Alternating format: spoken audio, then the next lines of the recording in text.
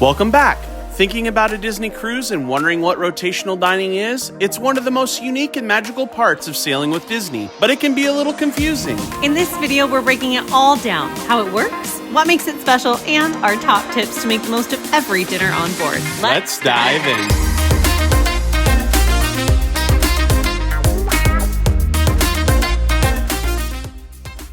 Hey! Hi! Welcome back. Today we've got a great video for you guys about rotational dining. What the heck is it? How does it work? These are all questions that we commonly get. Yeah, and we see so many questions on like Disney forums. Like Kyle said, we get asked questions all the time. Yeah. And it's funny because for us, it feels like second nature. Yeah, because as adults, we've only cruised with Disney Cruise Line. We've cruised with other cruise lines in the past when we were younger with our families, but quite honestly, I don't remember anything about it. So I think this is a great time because we have done it a lot now, and I think we have a lot that we can share with you guys. Yeah, so let's jump on in. Yeah, let's do it. So what the heck is rotational dining? Let's get into it. Yes, so you can choose from either an early seating or a late seating. If you book early enough, you get to choose, which is nice. And pro tip here, Michelle and I actually prefer the later seating. So if you have kids, obviously a lot of families like that earlier seating. It kind of keeps kids in a better routine. But if you're an adult and you're willing to push your dining time back, I would say that the later dining is actually usually a little bit of a quieter dining time than maybe the earlier seating. So yeah, we really like it. Keep that in mind. So with the dining times, you also get assigned a dining location. Now, you do not get to decide where you start. You are assigned. This is something that actually constantly kind of trips people up, is they're trying to figure out, do we pick which one we want to start at? The answer is no. Yeah, so you get assigned your first one, and then the next night you'll go to another different dining location. So there's 3 main dining locations on each ship. Yep. And then once after that night, then you'll go to the 3rd dining location. Yeah. Now there are a couple of exceptions that we'll get to a little bit later in the video, but throughout your trip, you're just gonna be rotating through those 3. Yeah. And the nice thing is your server is going with you. You have your server, your assistant server, and your head server. And all of those stay with you. Yeah, and so they get to know you. So it actually, it's pretty amazing that they can remember, honestly, even drink orders. Like they'll have your drink ready for you, just sitting on the table ahead of time. And then one of the things to note with that is the menus do change each night. So when you do repeat the same dining rotation, you're not going with the same menu again, which is nice. And we'll talk about a little bit more about that in a minute. Okay, so we told you about what it is. Now we want to give you a little bit of a sense of what to expect when you go to dine at some of these locations. Yeah, so there's going to be really 3 different types of experiences that you're going to have during your rotational dining. So the first one could kind of be considered like a theatrical themed dining experience. So what we mean by that is there's actually going to be performers in the restaurant with you. So Frozen is a great example on the Disney Wish. There's actually live performers that are playing music and actually telling you the story of Anna and Elsa, and they're actually involved, and you're kind of part of the experience. And oftentimes you get like a kind of a quick meet and greet wave with the character. Yeah, they kind of go around and say hi to everybody. Yeah, which is always fun. Yeah, and then the second type is going to be more of a screened-based experience, like Marvel on The Wish or The Treasure as well. Or Animator's Palette on some of the older ships.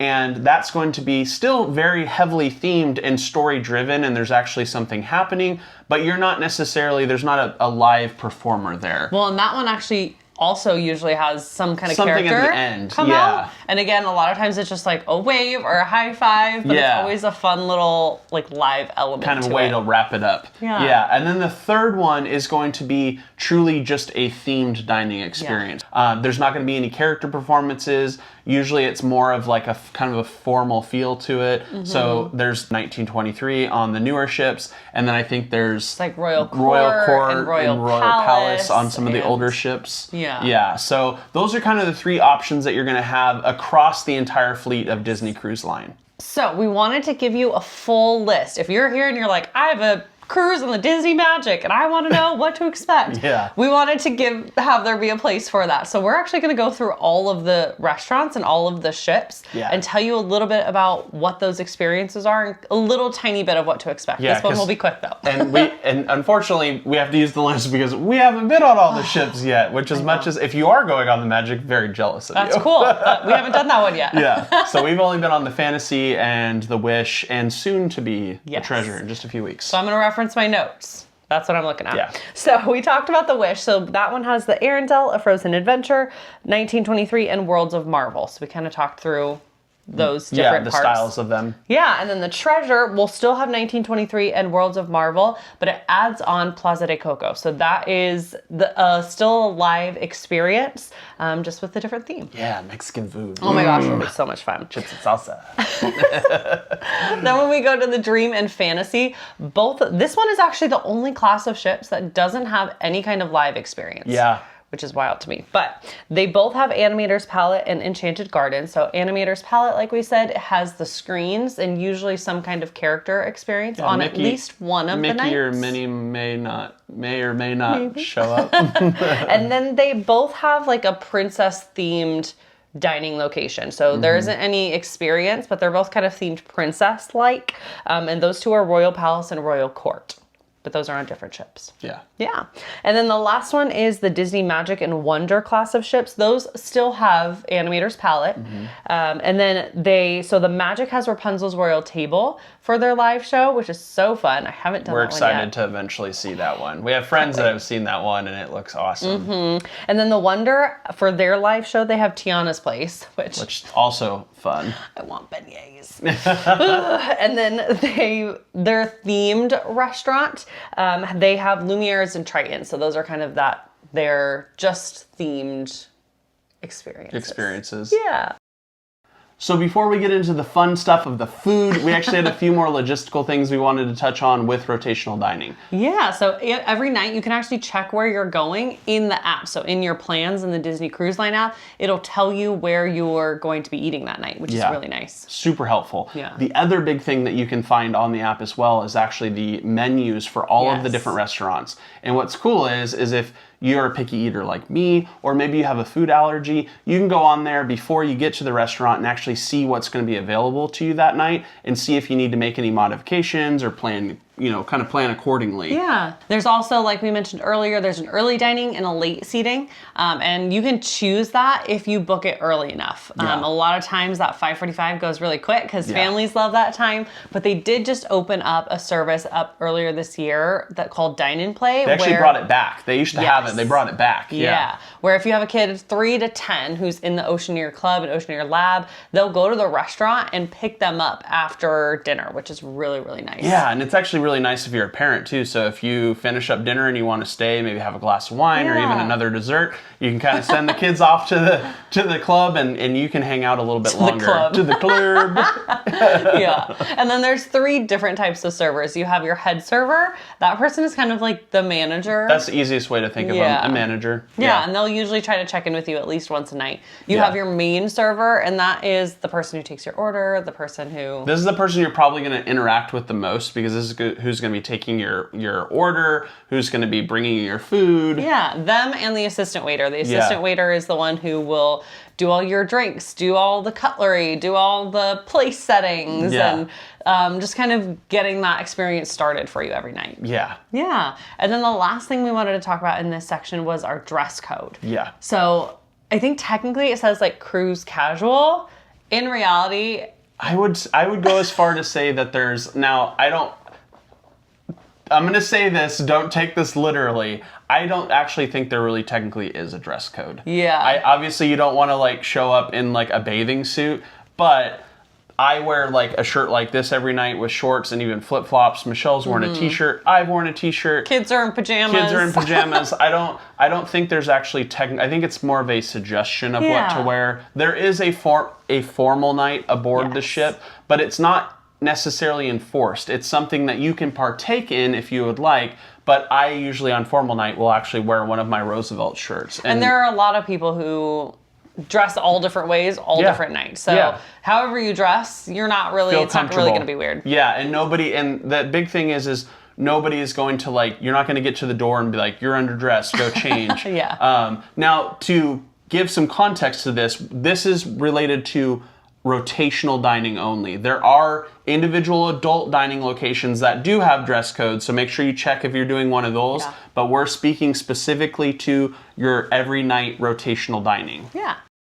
Let's talk about the food, all the fun stuff. So every restaurant has a different menu. And even if you go back to the same restaurant multiple nights, they'll have, I think we mentioned it earlier, they'll have 2 separate menus for you. Yeah, so you're not really eating nice. the same thing, which is kind of nice. Unless you're me, where you like having the same thing. Yeah, and they also have a pirate night menu. So if you are on a sailing that's 4 nights or longer, you get an extra menu for a pirate night. Yeah, and we will kind of caveat that with, that's probably the least liked menu across cruise line. People have very strong opinions about pirate night. It seems like they either like it or they don't like it. Yeah. So just kind of keep that in mind when you're planning. And the nice thing with the menus is you can order as much or as little as you want. If you want to order 4 entrees, go for it. Michelle does that. I don't think I've ever ordered 4, but no, but you'll order multiple entrees to try stuff. Yeah, multiple entrees, multiple starters, salads, or soups. if you just want a starter, or if you want to make something, like for me, for example, I like at 1923 they have a 4-cheese tortellini that they have, but it's technically an appetizer, and I just ask for it as a main course portion, an entree portion, and that's usually my dinner. Yeah. Yeah, so there's a lot of allergy menus that you have access to. There's a lot of different ways that they can customize food. And overall, there's something that we like on every menu. Yeah. A lot of times the servers have really good recommendations. If you're unsure of what you want, that's a great point to make, is ask the server. They usually will know that menu inside and out, and they'll make a recommendation. Yeah. So we've worked our way through rotational dining, how it works, the menus, the options, who everybody is. We wanted to finish with kind of some of our tips and tricks for rotational dining. We've mentioned a few of them through the video, but there's a few more that we wanted to add on top of that. Yeah, so we talked about the 2 seating times, 5:45 and 8:15. Now, one tip is just book early. Then you have that choice. However, if you do not get the dining time that you want, you can always request a different dining time. So the way to do that is you can always call ahead of time. Once you get on board, you can go and check in with guest services and ask for that. Now, this isn't a guarantee. Yes. It's just a request still. So, yeah. But I would say every time that we have done that, we've been fortunate enough, knock on wood, that we've gotten our request. Not with a dining time, but we usually request for like a private table. Yeah. And so if you also would like a private table where you're not with other groups, you can request that. You can also go and request guest services to start at a certain rotation. Yeah. So if you're like, my daughter loves Rapunzel and it's her birthday and I want to be there on her birthday night, you can request to have the rotation start wherever you need. But once again, that's not a guarantee. It's a request. Yeah. Another one is, don't be afraid to kind of change and adapt things that are on the menu to fit you. So a great example for me, I brought up the tortellini before. I love that tortellini. I don't like the sauce that it's in. So I just simply asked if I could have it in a marinara sauce instead of the sauce that it came with. Yeah. And there's already something else that's on the menu that has marinara, so it's not that big of an ask, but they're happy to do that. So if there's small changes that you want to make to things that are on the menu, we've mentioned this in one of our tips and tricks video, ask. Because you just never know what's possible until you do. Going along with that, there are some people, we even haven't tried it yet, but there are some people who order a dish from a different restaurant. Yeah, the one that they're not even dining at that night. Yeah. So if there's something you really love and you'd love to have it again the next night, ask. I might have to try that on our treasure cruise and kind of test that out for you guys. You do. You really love that pasta. Yeah, I really do love the pasta. And you can order, if there's something off the kids menu, you can totally order that too. Yeah, don't be ashamed to eat off the kids menu. Well, there's a dessert too that is on the kids menu for Arendelle. It's like a s'mores bar that I love. And so I get that off the kids menu. And vice versa, kids can order off the adults menu too. So that's super flexible in that sense. Yeah. Which is really nice. And the other thing that I'd say that kind of going along with the food theme here is make sure that you try different things. So if there's something, I think naturally we instinctively, we don't want to be wasteful, right? Yeah. But that's where you can ask for, hey, I want to try this. Maybe you can give me a small portion of it instead of like the full plate. And then you can kind of test things out. But don't be bashful. Try as much as you want. Order appetizers as your main entree, your main entree as appetizers, Yeah. switch it up however it fits you. Okay, so an important thing to note is that you can actually skip your rotational dining. Yes. So you're not required to go, you don't even have to go the whole cruise if you didn't want to. Yeah. But let's say if you had a Palo reservation for a certain night that you're going, you can skip your rotational dining to do that Palo reservation, Yeah, right? we always just try to let our server know like the night before that we won't be there. So that way they don't have like drinks waiting for us or something. Yeah, they're usually 5 steps ahead of you, so it just kind of helps them Yeah. plan their night. Same idea goes for if you want to go to the dining just for the show and you don't really want to eat. Yeah. That's totally Or fine. you just want dessert, which, Yeah. come on. Yeah. We even did it once where we just asked them to take dinner to go. Yeah, And so it's so flexible. yeah. Hopefully we answered some of your questions about rotational dining. Yeah. We know there's always a lot, but if there's one that we missed, leave it down below. Yeah, let us know if we touched on all of it or if there's one that you can think of that Yeah. we maybe missed. And if you have any questions, let us know. We're happy to answer it in the comments, right? Yeah. This is actually going to be kind of the start of a 2-video series for us. Yeah. So this covered rotational dining, and the next video next week, we're going to kind of talk about All the food. all food. Yes. So we'll talk about maybe adults only dining, Snacks. snacks. We'll talk about the pool deck food. We'll talk about snacks. Noticing a theme here with Michelle. We'll talk about room service. We'll talk about snacks. So we're going to kind of cover all things food in the next video, Yeah. your options. We're not going to necessarily go into ship specific because a lot of it is kind of on every single ship, but we're going to kind of lay out your different options that you have so that if you do want to miss rotational dining, Or if you want extra snacks. or you want extra snacks during the day, you kind of know what your options are. Yeah. So make sure you guys check that out next week. And if you've liked this video, make sure to give it a like. That really helps us out and it shows the algorithm to show this video to other people. And if you're not subscribed yet, make sure you hit that subscribe button and hit the bell to be notified when we put out a new video, like the Ding. one coming next week. With snacks. With snacks. You don't want to miss that. Snacks with Michelle. Snacks with Michelle. That's going to be a new segment we're going to have on the vlog. Snacks with Michelle. But with that, guys, I think we will see you guys next week. Bye. Bye.